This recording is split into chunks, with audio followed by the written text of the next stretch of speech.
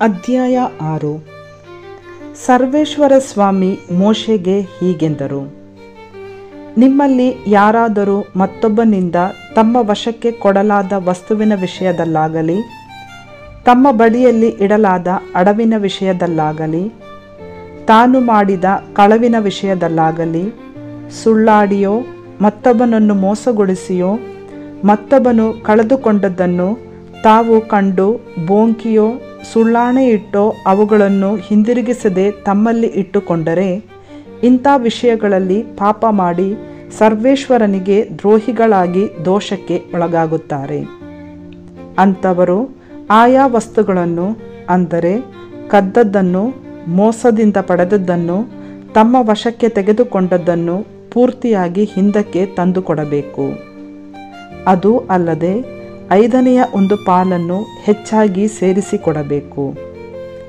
ಅವರು ಪರಿಹಾರ ಮಾಡುವ ದಿನದಲ್ಲೇ ಅದನ್ನು ಅದರ ನಿಜವಾದ ಒಡೆಯನಿಗೆ ಹಿಂದಕ್ಕೆ ಕೊಡಬೇಕು. ಅವರು ಪರಿಹಾರಕ್ಕಾಗಿ ತಮ್ಮ ಹಿಂಡಿನಿಂದ ಕಳಂಕರಹಿತವಾದ ಒಂದು ಟಗರನ್ನು ಅಥವಾ ಅದಕ್ಕೆ ಸರಿಸಮಾನವಾದುದನ್ನು ತಂದು ಯಾಜಕನಿಗೆ ಒಪ್ಪಿಸಬೇಕು. ಯಾಜಕನು ಅವರಿಗೋಸ್ಕರ ಸರ್ವೇಶ್ವರನ ಸನ್ನಿಧಿಯಲ್ಲಿ ದೋಷ ಪರಿಹಾರವನ್ನು ಮಾಡಿದಾಗ ಅವರು ಯಾವ ವಿಷಯದಲ್ಲಿ ಅಪರಾಧಕ್ಕೆ ಒಳಗಾದರೋ ಆ ವಿಷಯದಲ್ಲಿ ಅವರಿಗೆ ಕ್ಷಮೆ ದೊರಕುವುದು. ಮೋಶೆಗೆ ಸರ್ವೇಶ್ವರ ಹೀಗೆಂದರು. ನೀನು ಆರೋನನಿಗೂ ಅವನ ವಂಶದವರಿಗೂ ಕೆಳಕಂಡ ದಹನ ಬಲಿಯ ಈ ವಿಷಯಗಳನ್ನು ಆಜ್ಞಾಪಿಸು. ದಹನ ಬಲಿ ದ್ರವ್ಯವು ರಾತ್ರಿಯೆಲ್ಲ ಮರುದಿನ ಬೆಳಗಿನವರೆಗೂ ಬಲಿಪೀಠದ ಮೇಲೆ ಉರಿಯುತ್ತಿರಬೇಕು. ಅದರಿಂದಲೇ ಬಲಿಪೀಠದ ಮೇಲಿನ ಬೆಂಕಿ ಹೊತ್ತಿ ಉರಿಯುತ್ತಿರಬೇಕು. ಯಾಜಕನು ನಾರುಮಡಿಯ ನಿಲುವಂಗಿಯನ್ನು ಧರಿಸಿಕೊಂಡು ಮಾನರಕ್ಷಕವಾದ ನಾರುಮಡಿ ಚಡ್ಡಿಯನ್ನು ಹಾಕಿಕೊಂಡು ಬಲಿಪೀಠದ ಮೇಲಿನ ದಹನ ಬಲಿ ದ್ರವ್ಯದ ಬೂದಿಯನ್ನು ಎತ್ತಿ ವೇದಿಕೆಯ ಬಳಿ ಇಡಬೇಕು. ಅನಂತರ ತನ್ನ ವಸ್ತ್ರಗಳನ್ನು ಬದಲಾಯಿಸಿಕೊಂಡು ಆ ಬೂದಿಯನ್ನು ಪಾಳೆಯದ ಹೊರಗೆ ಶುದ್ಧವಾದ ಒಂದು ಸ್ಥಳಕ್ಕೆ ತೆಗೆದುಕೊಂಡು ಹೋಗಬೇಕು. ಬಲಿಪೀಠದ ಮೇಲಿನ ಬೆಂಕಿ ದಹನ ಬಲಿ ದ್ರವ್ಯದಿಂದ ಉರಿಯುತ್ತಲೇ ಇರಬೇಕು. ಅದು ಆರಿ ಹೋಗಬಾರದು. ಪ್ರತಿದಿನ ಬೆಳಗ್ಗೆ ಯಾಜಕನು ಕಟ್ಟಿಗೆಯನ್ನು ತಂದು ಹಾಕಿ ಉರಿಸಿ ಅದರ ಮೇಲೆ ದಹನ ದ್ರವ್ಯವನ್ನು ಕ್ರಮಪಡಿಸಿ ಶಾಂತಿ ಸಮಾಧಾನ ಬಲಿಪ್ರಾಣಿಗಳ ಕೊಬ್ಬನ್ನು ಅದರ ಮೇಲೆ ಹೋಮ ಮಾಡಬೇಕು. ಬಲಿಪೀಠದ ಮೇಲೆ ಬೆಂಕಿ ಯಾವಾಗಲೂ ಉರಿಯುತ್ತಿರಬೇಕು, ಆರಿ ಹೋಗಬಾರದು. ಧಾನ್ಯ ನೈವೇದ್ಯದ ಬಗ್ಗೆ ನಿಯಮಗಳಿವು. ಆರೋನನ ವಂಶಜರು ನೈವೇದ್ಯ ದ್ರವ್ಯವನ್ನು ಸರ್ವೇಶ್ವರನ ಸನ್ನಿಧಿಯಲ್ಲಿ ಬಲಿಪೀಠದ ಎದುರಿಗೆ ಸಮರ್ಪಿಸಬೇಕು.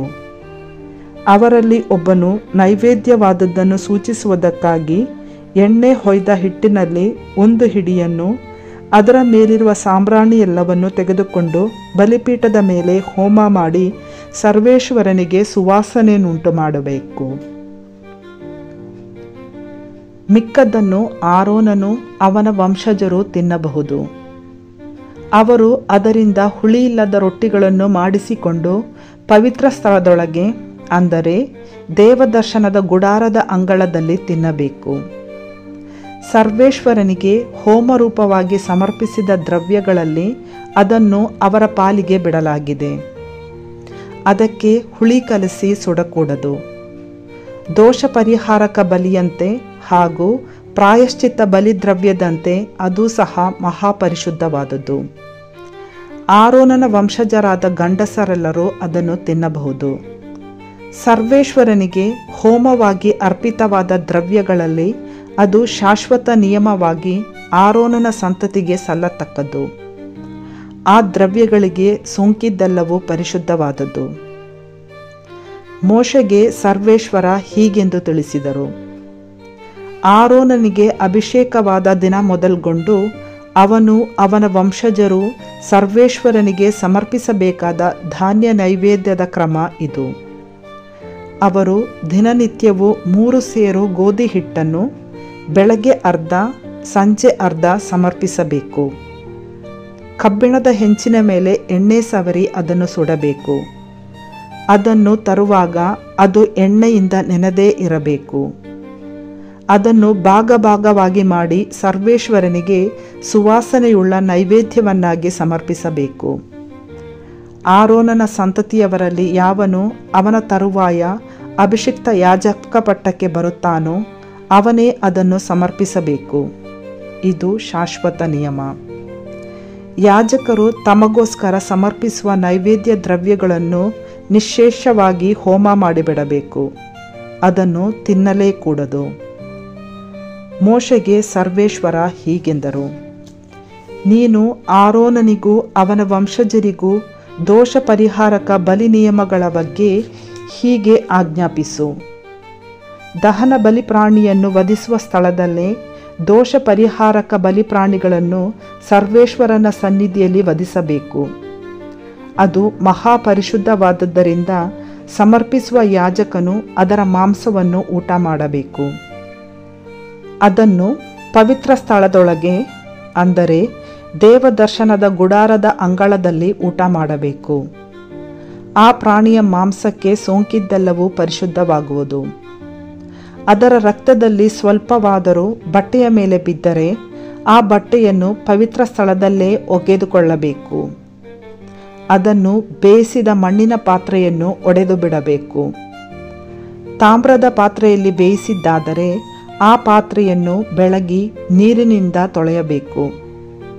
ಯಾಜಕರಲ್ಲಿ ಗಂಡಸರೆಲ್ಲರೂ ಅದನ್ನು ತಿನ್ನಬಹುದು. ಅದು ಮಹಾಪರಿಶುದ್ಧವಾದದ್ದು. ಆದರೆ ದೋಷ ಪರಿಹಾರಕ ಬಲಿಪ್ರಾಣಿಗಳಲ್ಲಿ ಯಾವ ಪ್ರಾಣಿಯ ರಕ್ತವು ದೋಷ ಪರಿಹಾರಕ್ಕಾಗಿ ದೇವದರ್ಶನದ ಗುಡಾರದೊಳಗೆ ತರಲಾಗಿದೆಯೋ ಅದರ ಮಾಂಸವನ್ನು ತಿನ್ನಲೇಬಾರದು. ಅದನ್ನು ಬೆಂಕಿಯಲ್ಲಿ ಸುಟ್ಟು ಬಿಡಬೇಕು.